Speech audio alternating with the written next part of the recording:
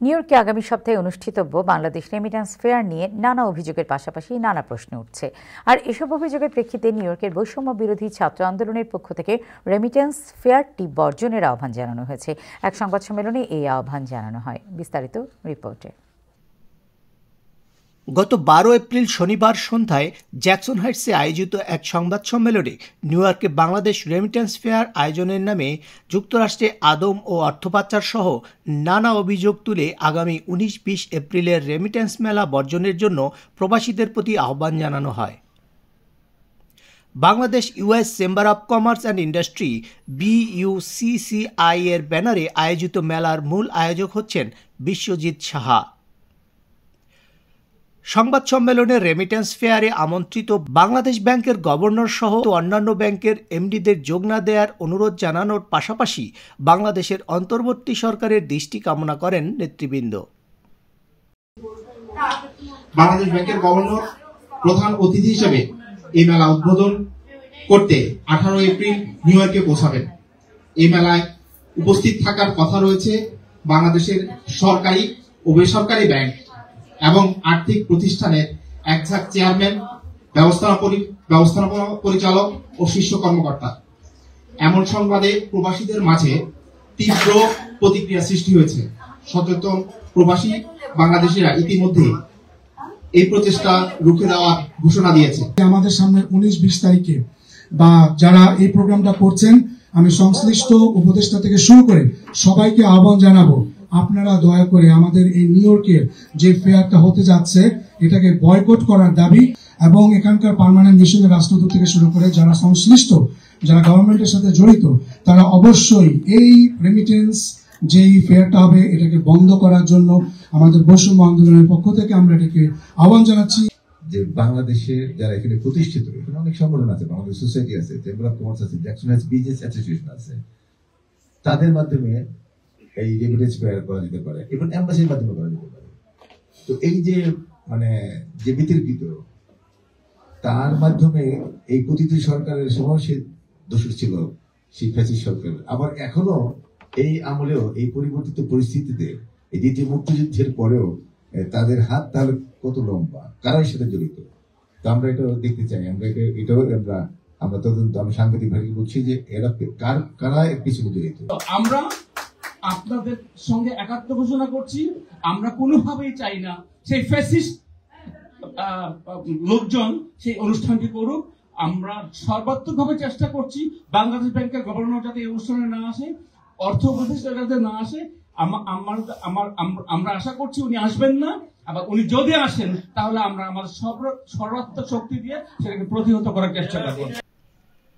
বৈষম্য বিরোধী ছাত্র আন্দোলন নিউ ইয়র্কের অন্যতম সমন্বয়ক আব্দুল কাদেরের সঞ্চালনায় সংবাদ সম্মেলনে প্রধান অতিথি ছিলেন বিশিষ্ট রাজনীতিক ও ব্যবসায়ী এবং JBB এর সভাপতি গিয়াস আহমেদ। সংবাদ সম্মেলনে লিখিত বক্তব্য পাঠ করেন আরেক সমন্বয়ক কাজী মোহাম্মদ হাসান সিদ্দিকী। এরপর বক্তব্য রাখেন সমন্বয়ক দেলোয়ার হোসেন শিপন, ফাহাদ হোসেন প্রমুখ।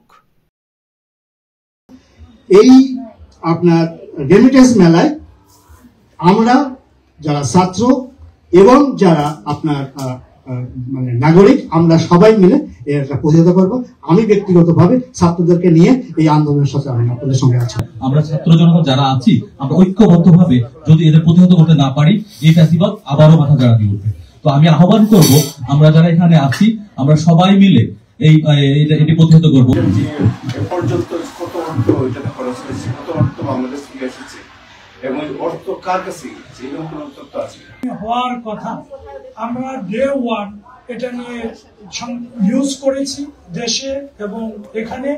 আমরা এটার বিরোধিতা করেছি, প্রতিবাদ করেছি, এখনো করেছি। আমি সরকারের উচ্চ মহল পর্যায়ে ব্যক্তিগতভাবে যোগাযোগ করেছি এটাকে বন্ধ করার জন্য। এটা আমার জন্য নিজের স্বার্থের জন্য। আমি মনে করি বাংলাদেশে প্রতিটা টাকা মানুষের কষ্টের ঘামের টাকা রেমিটেন্স করে দেশে পাঠায়। আমাদের যে পাঠানো টাকা, সেই টাকাটা আবার তারা এখানে এসে বিলাসী জীবন এবং যারা বিগত ফ্যাসিবাদী সরকারের আমলে এই সুবিধা নিয়েছে বছরের পর বছর নানাভাবে প্রতারণা করে, আজকে তারাই এটা করছে। আমরা জানতে চাই যে বাংলাদেশে কারা এর সাথে সংশ্লিষ্ট, সরকারের মন্ত্রণালয় হোক, সরকারের ব্যাংক হোক, আর্থিক প্রতিষ্ঠান হোক, যে কোনো জায়গায়। রেমিটেন্স যে সেমিনারটা হচ্ছে তার উদ্যোক্তাকে আপনারা সবাই চেনেন, এবং সংবাদকর্মী হিসাবে এবং গণতান্ত্রিক আন্দোলনের একজন সমর্থক হিসেবে আমরা দেখেছি গত 17টি বছর এই ব্যক্তিটি সরকারের লেজুর বৃত্তি সহ কি ধরনের কর্মকাণ্ড করেছে, এবং তার ফায়দা ওঠার জন্য সে ঢাকা টু নিউ ইয়র্ক দৌড়াদৌড়ি করেছে, 21শে পদক পাওয়ার জন্য দৌড়াদৌড়ি করেছে, বঙ্গবন্ধু শেখ মুজিবুর রহমানের উপরে একটি ডকুমেন্টারি করে শেখ হাসিনাকে সেই অনুষ্ঠানে প্রধানমন্ত্রী করার জন্য এমন কিছু কাজ করে নাই আমরা জানি। করে উনি ব্যাংকের কাছ থেকে কত টাকা 17 বছরে আছে।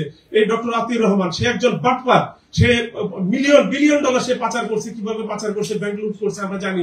3 মাস পর উনি বলছে ব্যাংকের ভল্ট থেকে টাকা চলে গেছে, উনি বলে নাই। সেই লুটেরা এখনো তার সাথে আছে, সুতরাং তাকে খুঁজে বের করতে হবে সে কত টাকা, এবং এইবারের অনুষ্ঠানের জন্য কোন কোন ব্যাংক তাকে টাকা দিচ্ছে সেই টাকাগুলো যাতে ফেরত আসে আমরা দেখতে চাই। এই টাকা আমাদের টাকা, আমাদের রেমিটেন্সের টাকা। এছাড়াও সংবাদ সম্মেলনের দাবির সাথে একাত্মতা প্রকাশ করে অন্যান্যের মধ্যে বক্তব্য রাখেন সাপ্তাহিক বাংলাদেশ সম্পাদক ডাক্তার ওয়াজেদে খান, সাপ্তাহিক নিউ ইয়র্ক সময় সম্পাদক ও আইবিটিভি সিইও জাকারিয়া মাসুদ জিকো, সাংবাদিক ফরিদ আলম, যুক্তরাষ্ট্র জাগপার সভাপতি এএসএম রহমতুল্লাহ ও বীর মুক্তিযোদ্ধা খন্দকার ফরহাদ। সংবাদ সম্মেলনে দাবি করা হয়, পতিত শেখ হাসিনা সরকারের আমলে বাংলাদেশ ব্যাংকের সাবেক গভর্নর ডক্টর আতিউর রহমান এ ধরনের মেলায় প্রধান অতিথি হিসেবে যোগ দিয়ে দেশের অর্থ পাচারে সরাসরি সহায়তা করেছেন। আয়োজকরা একই কায়দায় সরকারের ভিতরে থাকা হাসিনা সরকারের দোসরদের সহায়তায় একই উদ্যোগ নিচ্ছে। এই ব্যাপারে অন্তর্বর্তীকালীন সরকারকে সজাগ থেকে প্রয়োজনীয় পদক্ষেপ নেওয়ার আহ্বান জানানো হয় সংবাদ সম্মেলন থেকে। এসকে সোহাগ, টাইম টেলিভিশন, নিউ ইয়র্ক।